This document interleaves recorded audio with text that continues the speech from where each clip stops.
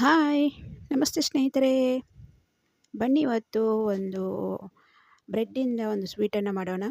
ಇದು ತುಂಬ ಫೇಮಸ್ ಆಗಿರುತ್ತೆ. ತುಂಬ ಮದುವೆ ಮನೆಗಳಲ್ಲಿ ಮತ್ತು ಫಂಕ್ಷನ್‌ಗಳಲ್ಲಿ ಈ ಸ್ವೀಟನ್ನು ಮಾಡ್ತಾ ಇರ್ತಾರೆ ಸ್ನೇಹಿತರೆ.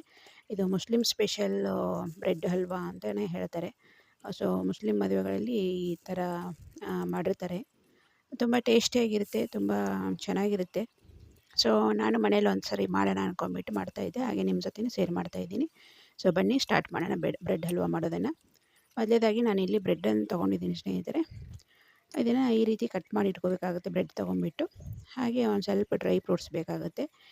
ನೀವು ಇಲ್ಲಿ ಬೇಕಂದರೆ ಇನ್ನೂ ದ್ರಾಕ್ಷಿ ಬೇಕಾದ್ರೂ ಯೂಸ್ ಮಾಡ್ಬೋದು. ನಾನಿಲ್ಲಿ ಬಾದಾಮಿ ಮತ್ತು ಗೋಡಂಬಿನ ತೊಗೊಂಡಿದ್ದೀನಿ.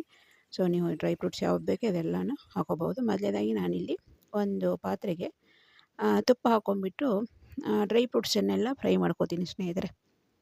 ಡ್ರೈ